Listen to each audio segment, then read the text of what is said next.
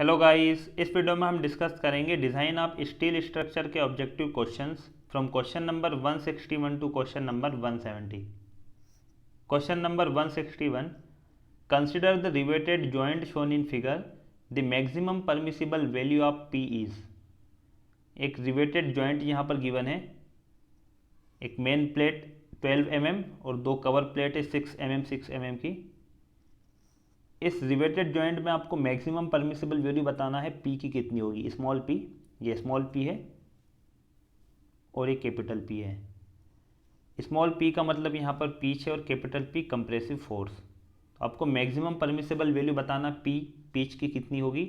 Option A 50 mm, B 60 mm, C 72 mm और D है 96 mm। तो यहाँ पर हम मैक्सिमम परमिसिबल वैल्यू देखेंगे पीच की आईएस कोड के अकॉर्डिंग, और मिनिमम वैल्यू भी हम देखेंगे मिनिमम वैल्यू कितनी होगी। यदि इसी क्वेश्चन में मैक्सिमम की जगह मिनिमम आ जाता है तो इसका आंसर क्या होगा वो भी हम देख लेंगे। यदि आपने स्टार्टिंग से देखा है डिज़ाइन ऑफ स्टील के सारे पार्ट, तो कमेंट करके आपको बताना है कि ये जो कनेक्शन दिया हुआ है इस कनेक्शन को हम क्या कहेंगे। जो मेन प्लेट है और ये दो कवर प्लेट है, तो इस कनेक्शन का नाम क्या है। मैंने आपको पार्ट फर्स्ट में क्वेश्चन नंबर 10, शायद क्वेश्चन नंबर 10 होगा, उसमें मैंने आपको बताया था, पार्ट फर्स्ट या सेकंड पार्ट हो सकता है, वहाँ पर मैंने आपको कनेक्शन बताए थे रिवेट जॉइंट के जो कनेक्शन होते हैं। तो कमेंट करके बताइए इसका नाम क्या होगा। रिवीजन कर लेते हैं हम यहाँ पर। ग्रॉस डायमीटर और डायमीटर ऑफ रिवेट होल का मतलब होगा जो प्लेट है उस प्लेट में जो होल किया जाता है उस होल का डायमीटर, प्लेट में जो होल होगा रिवेट होल जिसको कहा जाता है उसका डायमीटर, या हम कह सकते हैं कि ग्रॉस डायमीटर ऑफ रिवेट वो कितना होता है। डायमीटर ऑफ रिवेट या नॉमिनल डायमीटर प्लस 1.5 या प्लस 2। 1.5 कब करते हैं, जब रिवेट का नॉमिनल डायमीटर, या सिंपली हम कह सकते हैं कि रिवेट का जो डायमीटर होता है वो 25 या उससे कम हो, तो हम 1.5 से प्लस करेंगे, और 25 से यदि अधिक होगा तो हम 2 प्लस करते हैं। जैसे इसी क्वेश्चन में दिया हुआ, वैसे इसका यूज़ नहीं है रिवेट डायमीटर का इस क्वेश्चन में। 20 mm आपको गिवन है, तो 20 mm का मतलब क्या होगा, 25 से कम है, तो ग्रॉस डायमीटर कितना हो जाएगा 20 प्लस 1.5, तो कितना होगा ये 21.5 mm gross diameter of rivet और diameter of rivet hole. Pitch की डेफिनेशन हम देख लेते हैं। पीच का मतलब क्या होगा, is centre to centre spacing of rivets in a row measured along direction of load. ये लोड पी है, यदि इसकी डायरेक्शन में हम देखते हैं, इस डायरेक्शन में दो रिवेट की सेंटर से सेंटर की जो स्पेसिंग होगी उसको कहा जाता है पीच। ये स्मॉल पी है, ठीक है, ये पीच होगी। सेकेंड हम यहाँ पर गोज डिस्टेंस देख लेते हैं।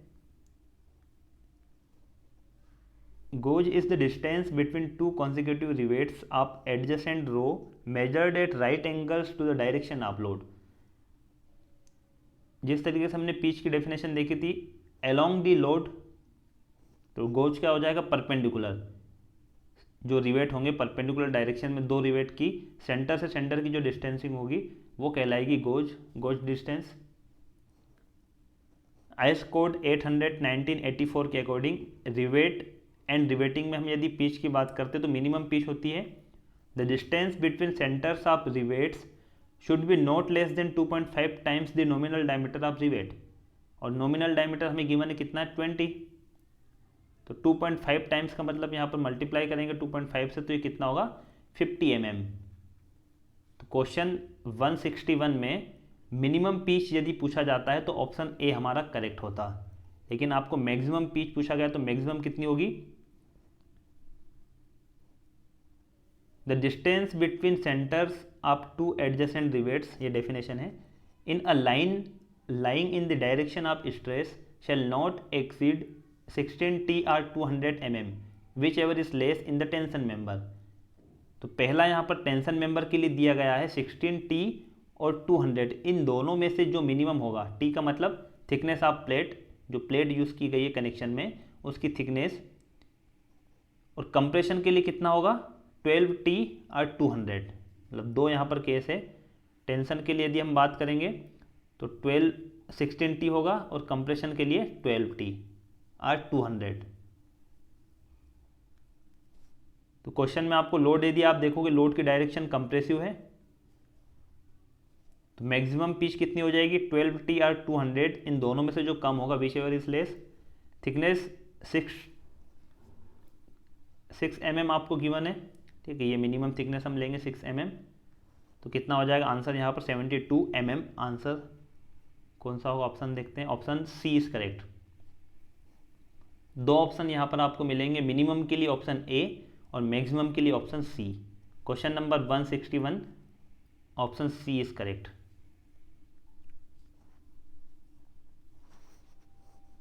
Question number 162 synthetic rubber used for elastomeric bearings should have respectively hardness and ultimate tensile elongation of। Synthetic rubber का हम यूज़ करते हैं इलास्टोमेरिक बेयरिंग के लिए, तो उसकी हार्डनेस और अल्टीमेट टेंसाइल इलोंगेशन कितना होना चाहिए।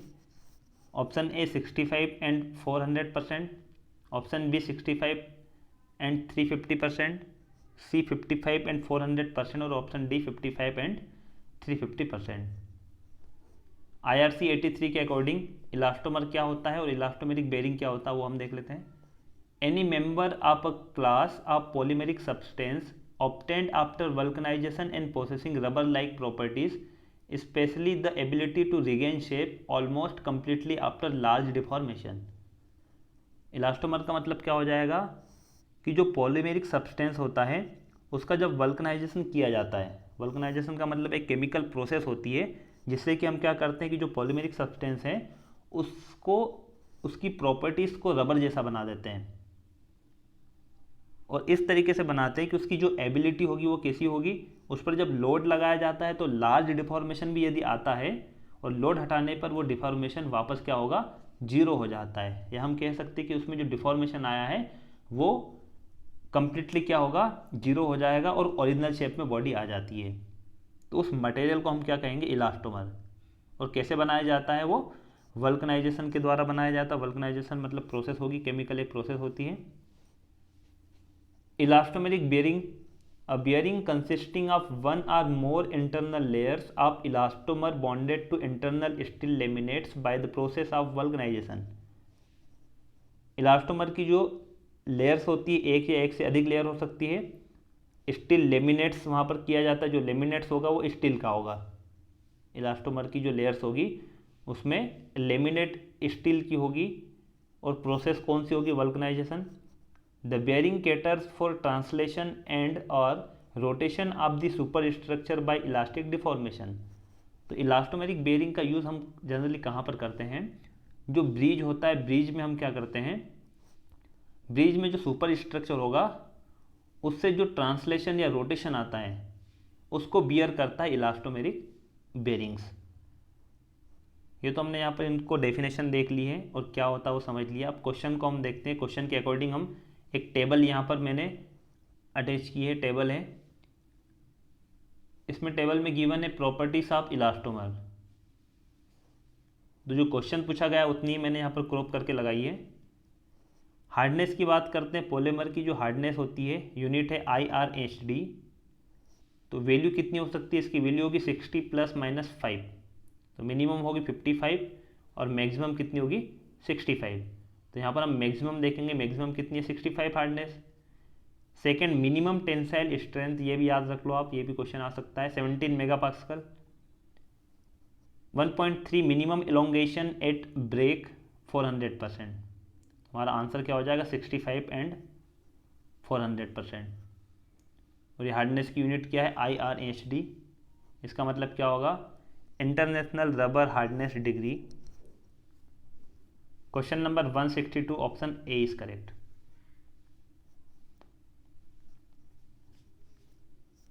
Question number 163 a steel plate is 30 centimetre wide and 10 mm thick। A rivet of nominal diameter 18 mm is driven। The net sectional area of the plate is। एक steel plate है जिसकी width कितनी है 30 centimetre और thickness है 10 mm। Rivet का nominal diameter 18 mm दिया है। नेट सेक्शनल एरिया आपको बताना है प्लेट का कितना होगा। जो आंसर्स आपके गिवन है वो किस में, सेंटीमीटर स्क्वायर में। तो हम क्या करेंगे, जो क्वेश्चंस में आपको दिया हुआ है उसको सभी को हम सेंटीमीटर में कन्वर्ट कर लेंगे। Steel plate width 30 centimetre, thickness 1 centimetre हो जाएगी, ठीक है। और नॉमिनल डायमीटर है तो उससे पहले हम क्या करेंगे, ग्रॉस डायमीटर निकालेंगे और उसको फिर सेंटीमीटर में कन्वर्ट करेंगे। अब इसका सेक्शनल एरिया का मतलब क्या होगा वो देख लेते हैं हम। एक ये स्टील प्लेट है, ठीक है, ये एरिया आपको निकालना है। ये आपको गिवन है कितना है, बी, कैपिटल बी, और ये थिकनेस है टी। यदि यहाँ पर कोई होल नहीं किया जाता है प्लेट में तो इसका क्रॉस सेक्शन एरिया कितना हो जाएगा, बी इंटू टी, ठीक है। लेकिन यदि यहाँ पर हमने एक होल कर दिया है तो इसका क्रॉस सेक्शन एरिया कितना हो जाएगा, इस होल को हम माइनस कर देंगे, बी माइनस जो होल का डायमीटर होगा ये हो जाएगी इसकी विड्थ इंटू थिकनेस। यदि हमने 2 होल किए हैं तो 2 डायमीटर को माइनस कर देंगे, जितने होल करेंगे उतने माइनस करते जाएंगे। तो यहाँ पर फॉर्मूला क्या बन जाएगा, B minus N D into T. Question में आपको क्या गिवन है, नॉमिनल डायमीटर 18, और ये हमने क्वेश्चन फर्स्ट में डिस्कस किया था, नॉमिनल डायमीटर दिया है तो उससे हम डायमीटर ऑफ रिवेट होल कैसे निकालते हैं, या तो 1.5 से प्लस करते हैं या 2 से प्लस करेंगे। तो इस केस में ये 25 से कम है तो हम क्या करते हैं, 1.5 से प्लस कर देंगे। डायमीटर ऑफ रिवेट होल कितना होगा, 19.5 mm, 10 से डिवाइड करेंगे तो सेंटीमीटर में होगा 1.95 सेंटीमीटर, क्योंकि हमारे जो आंसर्स दिए गए वो सेंटीमीटर में गिवन है। The net cross section area of plate B minus N D into T, B है 30 centimetre, number of rivet 1, diameter कितना है 1.95 सेंटीमीटर, थिकनेस 1 सेंटीमीटर। सॉल्व करोगे तो कितना होगा, 28.05 centimetre square. Question number 163, option क्या होगा, ऑप्शन सी करेक्ट।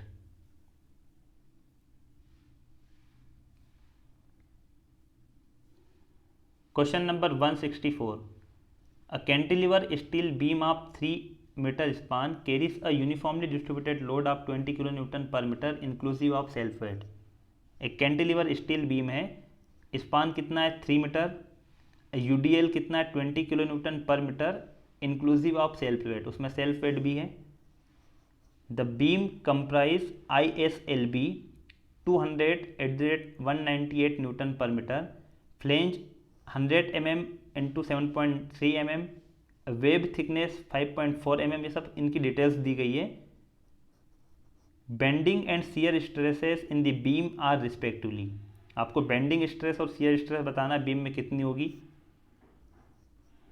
ISLB का फुल फॉर्म आप कमेंट करके बताइए, ये भी मैंने आपको क्वेश्चन नंबर फर्स्ट में बताया था, डिज़ाइन ऑफ स्टील स्ट्रक्चर का जो हमारा जो सीरीज स्टार्ट हुई थी क्वेश्चन नंबर 1 से 10, उसमें मैंने फर्स्ट में आपको बताया था। तो ये भी मुझे बताइए आप। ये गिवन है कैंटिलीवर बीम, स्पान है 3 metre, UDL 20 kilo newton per metre, moment of inertia जो मैक्सिमम है गिवन है वो कितना है 1696.6 centimetre 4, web thickness TW 5.4 mm, sigma और टाउ आपको निकालना है, बेंडिंग स्ट्रेस और शियर स्ट्रेस, और किस में निकालना आपको, न्यूटन पर mm स्क्वायर। सबसे पहले आपको देखना है कि जो आंसर्स हैं उसमें यूनिट क्या है, उस यूनिट में हम कन्वर्ट करेंगे। तो यदि ऑप्शन आप देखोगे तो ऑप्शन आपको न्यूटन पर mm स्क्वायर, या इसको क्या कहा जाता है, mega pascal.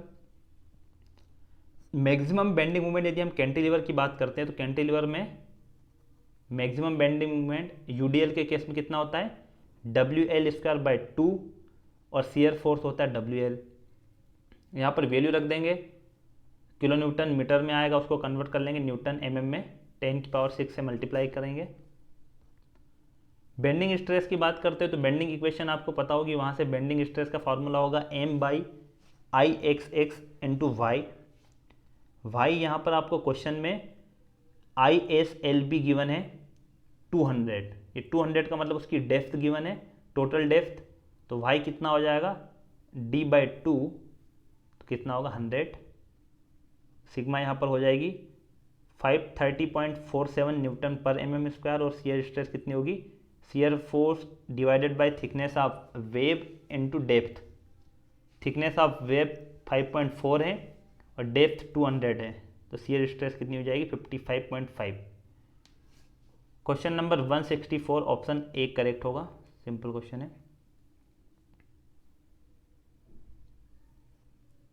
Question number 165, Which one of the following is the most important consideration in the design of riveted joint between structural members when the centroid of the rivets does not coincide with the axis of the load? तो यहाँ पर क्या होगा, इसका मतलब ये हो जाएगा कि यदि जो सेंट्रॉइड है, ठीक है, जो स्ट्रक्चरल मेंबर है उसका सेंट्रॉइड कॉन्साइड नहीं हो रहा है एक्सिस ऑफ लोड, तो वहाँ पर इसेंट्रिसिटी होगी, ठीक है, वहाँ पर क्या होगा, इसेंट्रिसिटी होगी। तो इसके ऑप्शंस तो ज़्यादा लेंदी, हम यहाँ पर डायरेक्ट इसका सॉल्यूशन देख लेते हैं। ये कॉलम फ्लेंज है, ठीक है, एक प्लेट यहाँ पर कनेक्टेड है, यदि लोड यहाँ पर हम लगाते हैं तो ये जो रिवेट यहाँ पर आपको दिखाई दे रहा है, ये जो रिवेट है इसका सेंट्रॉइड कहाँ पर होगा, इसका सेंट्रॉइड यहाँ पर कहीं होगा सेंट्रॉइड, ठीक है। तो सेंट्रॉइड और लोड ये दोनों कॉन्साइड नहीं हो रहे तो यहाँ पर एसेंट्रिसिटी जनरेट होगी, ठीक है। यहाँ पर ये देख सकते हो मैंने प्लान में बनाया है, ये सेंट्रॉइड है, ये लोड पी है। तो ये क्वेश्चन आपको पूछा गया है, इस टाइप का क्वेश्चन आपको दिया गया है, तो इस केस में क्या होगा वो हमें देखना है। फॉर इसेंट्रिक रिवेटेड कनेक्शन, ये क्वेश्चन भी हम इस टाइप के मतलब मैक्सिमम क्वेश्चन हम कर चुके हैं। यदि आप स्टार्टिंग से देखोगे तो आपको कॉन्सेप्ट सारे रिपीट होंगे, ये भी हम क्वेश्चन कर चुके हैं। इसेंट्रिक रिवेटेड कनेक्शन के लिए डायरेक्ट शियर फोर्स कैसे निकालते हैं, जो लोड गिवन है external load divided by number of rivets, तो यहाँ से क्या निकलेगा, डायरेक्ट शियर फोर्स निकलेगा एक रिवेट में। पी लोड विथ इसेंट्रिसिटी ई और एन है number of rivets. Second shear force या उसको टेंजेंशियल फोर्स कहा जाता है ड्यू टू इसेंट्रिसिटी। तो पहला तो डायरेक्ट शियर फोर्स था और सेकेंड क्या होगा, इनडायरेक्ट, या सिंपली उसको शियर फोर्स कहेंगे या उसको टेंजेंशियल फोर्स भी कहा जाता है। वो कितना होता है, P E R divided by summation R square, और आर है radial distance of rivet from centroid. ये सेंट्रॉइड है तो यहाँ से ये रेडियल डिस्टेंस ये जो है R1 R2 इस तरीके से डिस्टेंस होगी, और रिजल्टेंट हम निकालेंगे तो रिजल्टेंट कितना हो जाएगा, R P square plus R M square plus 2RP RM cos theta. तो सभी रिवेट के लिए हम निकालते हैं रिजल्टेंट, और रिजल्टेंट हम देखेंगे किस रिवेट में ज़्यादा होगा। जिस भी जो रिवेट क्रिटिकल होगा वहाँ पर रिजल्टेंट की वैल्यू ज़्यादा होगी, और वो किससे कम होना चाहिए, रिवेट वैल्यू से, तभी तो हमारा जो रिवेट कनेक्शन है वो सेफ होगा। रिवेट कनेक्शन सेफ कब होगा, जब रिवेट पर जो लोड आ रहा है जैसे शियर फोर्स है, डायरेक्ट शियर फोर्स है, रिजल्टेंट है, वो रिवेट वैल्यू से कम हो, तभी सेफ होगा। तो इसका जो ऑप्शंस होगा वो हम ऑप्शन डिस्कस कर लेते हैं। सी ऑप्शन करेक्ट क्यों होगा, the shear force caused in each rivet due to eccentricity of the load is proportional to the radial distance of the rivet from this centroid, ये centroid है, of the rivet group, and the maximum resultant force in any rivet should not exceed the rivet value. तो resultant rivet value से exceed नहीं होना चाहिए, और जो shear force हैं वो ईच रिवेट में क्या होगा, इसेंट्रिसिटी के कारण proportional to the radial distance of the rivet. जो आर है, आर के क्या होगा, डायरेक्टली प्रोपोर्शनल है। यदि आर एम की बात करते हैं, directly proportional to radial distance R, ठीक है। और ये तो समेशन है इसकी, यदि हम डिनोमिनेटर में देखते हैं तो समेशन आर स्क्वायर, तो ये हो जाएगा R1 square plus R2 square, जितने भी रिवेट है उनकी रेडियल डिस्टेंस है। लेकिन जिस रिवेट में हम निकालते हैं, जैसे RM हम फर्स्ट की बात कर लेते हैं, RM फर्स्ट पहले वाले रिवेट में निकालेंगे तो यहाँ पर PER R की जगह क्या हो जाएगा, R1। जिस रिवेट में निकालेंगे उसकी रेडियल डिस्टेंस के डायरेक्टली प्रोपोर्शनल होगा RM। Question number 165 option C is correct. दूसरे ऑप्शन देखोगे तो आपको समझ में आ जाएगा ऑप्शन ये इनकरेक्ट क्यों है, ए, बी और D. Question number 166, the common assumptions that all rivets share equally a non eccentric load is valid at a load. यहाँ पर आपको एजम्पशंस बताना है, क्या होगा एजम्पशंस, यदि सभी रिवेट्स शेयर करते हैं equally non eccentric load. Non eccentric का मतलब क्या हो जाएगा, जहाँ पर इसेंट्रिसिटी जीरो हो, इसेंट्रिसिटी क्या हो, जीरो हो, तो उसको हम कॉन्सेंट्रिक कह सकते हैं। जो कि सेंट्रॉइड से पास हो रहा है लोड का जो लाइन ऑफ एक्शन है, when the applied load is non eccentric, या उसको कॉन्सेंट्रिक कहेंगे, जो रिवेट है उसके सेंट्रोइड से पास हो रहा है load, it is assumed that all the rivet in the riveted connection share the applied load equally, this assumption is valid. ये जो एजम्पशंस हैं ये वैलिड कब होगा, जब applied load is equal to the failure load. Applied load क्या हो, equal हो फेलियर लोड के। Question number 166 option D is correct. Question number 167, at the location of plastic hinge, option A radius of curvature is infinite, option B curvature is infinite, C moment is infinite, option D flexural stress is infinite. Plastic hinge पे हम बात करते हैं, जो moment होता है वो किसके बराबर हो जाता है, प्लास्टिक मोमेंट के बराबर होगा, तो ऑप्शन सी तो यहाँ पर इनकरेक्ट हो जाएगा। अब बाकी ऑप्शन हम डिस्कस करते हैं। At the location of plastic hinge curvature is infinite and moment is equal to the plastic moment capacity, while radius of curvature at plastic hinge 0। जो प्लास्टिक हिंज है वहाँ पर कर्वेचर इनफाइनाइट होता है और जो मोमेंट होगा वो प्लास्टिक मोमेंट कैपेसिटी के बराबर हो जाता है। रेडियस ऑफ कर्वेचर की बात करते हैं तो वो कितनी होगी, प्लास्टिक हिंज पे रेडियस ऑफ कर्वेचर 0 होती है। इसका मतलब क्या होगा, infinite rotation can occur at fully plastic section. यदि कोई सेक्शन फुली प्लास्टिक है तो वहाँ पर रोटेशन कितना हो जाएगा, इनफाइनाइट रोटेशन होगा, और जो मोमेंट होगा वो किसके बराबर हो जाएगा, प्लास्टिक मोमेंट कैपेसिटी के बराबर। तो रेडियस ऑफ कर्वेचर तो 0 होगी, option B curvature is infinite, option B क्या होगा, बी करेक्ट होगा। Question number 167 option B curvature is infinite correct. Question number 168, Z purlins may be fixed in the either orientation A or B as shown in figure. Which one of the following statement is correct in this regard? Orientation A is structurally more efficient than orientation B. Compare करना है orientation A और B। ये जो purlins आपको given है, ये यहाँ से ये ऐसा बना हुआ है पर्लिन्स, जेट पर्लिन्स है, ठीक है। ये एक पर्लिन, ये जेट यहाँ पर बना हुआ और एक ये है। इन दोनों को कंपेयर करना है कि जो ओरिएंटेशन है, तो थोड़ा हम डिस्कस कर लेते हैं यहाँ पर। पर्लिन्स क्या होता है, purlins are beams used on the trusses to support the sloping roof system. जो स्लोपिंग रूफ सिस्टम होता है उसको सपोर्ट के लिए पर्लिन्स का यूज़ किया जाता है बीम के रूप में। They are placed in an inclined position over the main rafters of the trusses. Main rafter के ऊपर इंक्लाइंड पोजिशन पे होती है। ये पर्लिन्स हैं, I section, channel section, angle section, ये पर्लिन्स। ये top chord of roof truss, ठीक है। अरेंजमेंट यहाँ पर आप देख सकते हो पर्लिन्स का। और ये भी क्वेश्चन एक पूछा गया था, इसी हमने सीरीज में हमने देखा था स्टील की। They are placed in the inclined position over the main rafter of the trusses. क्यों प्लेस किया जाता है, to avoid bending in the top chord of the roof truss. It is theoretically desirable to place purlins only at the panel point. यदि bending को हमें avoid करना है तो जो पर्लिन होता है उसको हम कहाँ पर प्लेस करते हैं, पैनल पॉइंट पे। और पैनल पॉइंट का मतलब सिंपली क्या होता है, जो जॉइंट होंगे वहाँ पर हम प्लेस करते हैं, बीच में कहीं पर प्लेस नहीं करना आपको।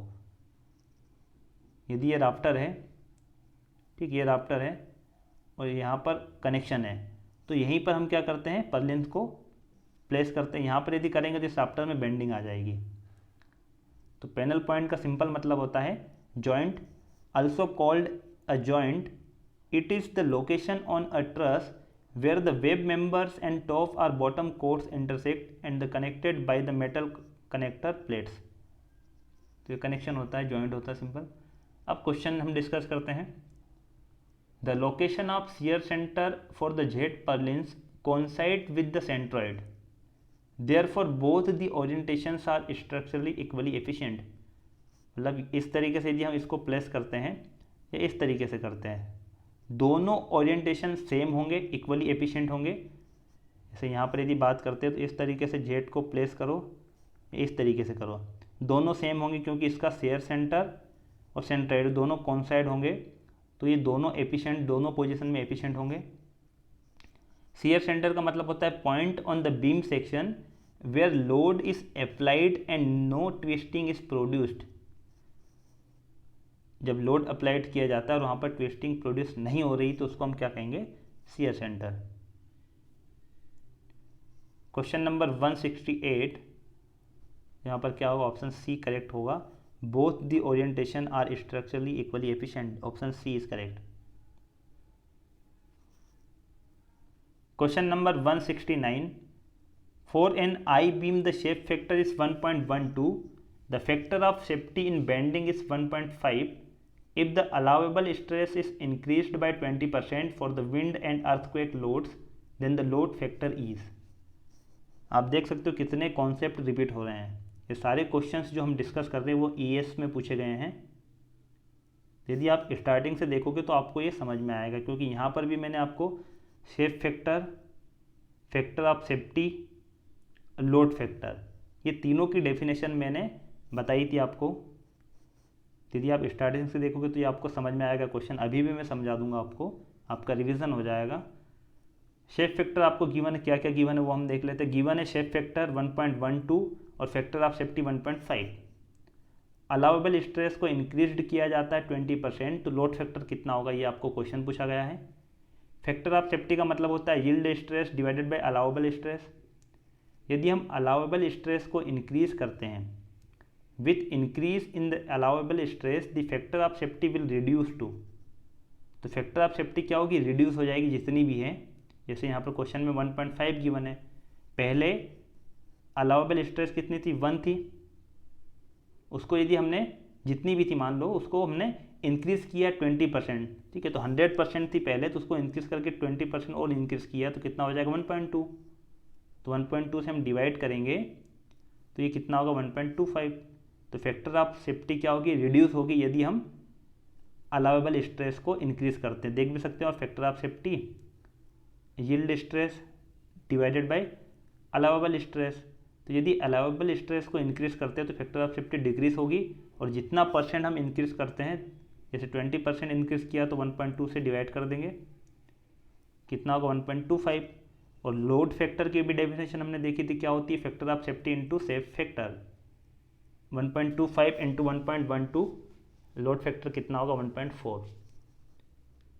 ये मैंने आपको डिटेल में वहाँ पर समझाया था। Shape factor different cross section के लिए भी हमने देखे थे, एक लिस्ट मैंने आपको बताई थी, वहाँ से भी 3 से 4 क्वेश्चन बने थे। लोड फैक्टर भी हमने देखा था, कंपेयर किया था इनको। Question number 169 option D is correct. Question number 170, intermediate vertical stiffeners are provided in plate girders to. ये स्टिफनर्स भी मतलब हम मैक्सिमम क्वेश्चन पढ़ चुके हैं पहले, जो ईएस में अब क्वेश्चन, सारे क्वेश्चंस जो हैं वो ईएस के होंगे। तो पहले जो हमने क्वेश्चंस किए हैं वो सारे कॉन्सेप्ट यहाँ पर रिपीट होने वाले हैं। Question number 170, intermediate vertical stiffeners are provided in plate girders to. Plate girder की बात करते तो वहाँ पर प्लेट को आपस में कनेक्ट किया जाता है। ये वेब प्लेट होती है, ये फ्लेंज प्लेट होगी, टॉप फ्लेंज प्लेट, और ये bottom flange plate. Web is relatively large in depth and thin. यदि प्लेट वेब की बात करते हैं तो वेब क्या होती है, डेप्थ ज़्यादा होती है उसकी और थिकनेस कम होती है। It is poor in compression and hence the possibility of vertical and diagonal buckling is always there. तो ये कंप्रेशन में पुअर होती है, कमज़ोर होती है, तो वहाँ पर क्या हो सकता है कि पॉसिबिलिटी हमेशा बनी रहती है उसमें डायगोनल बकलिंग या वर्टिकल बकलिंग होने की। तो हम क्या करते हैं, उस बकलिंग को रोकने के लिए स्टीफन का यूज़ करते हैं। वेब में हम क्या करते हैं, स्टीफन कर देते हैं वेब को, या तो वर्टिकली करेंगे या हॉरिजेंटली कर सकते हैं, या फिर कंप्रेसिव स्ट्रेस को हम क्या करते हैं, कम कर देते हैं वेब में, जिससे कि बकलिंग को रोका जा सके। तो स्टीफनर का यूज़ क्यों करते हैं, वेब बकलिंग को रोकने के लिए, एलिमिनेट करने के लिए। Question number 170 option A is correct. Thank you for watching friends. Video अच्छा लगा तो लाइक कीजिए, कमेंट कीजिए, वीडियो को शेयर कीजिए, और चैनल पर नए तो चैनल को सब्सक्राइब कीजिए, जिससे कि आपको लेटेस्ट वीडियो मिल सके। Thank you for watching.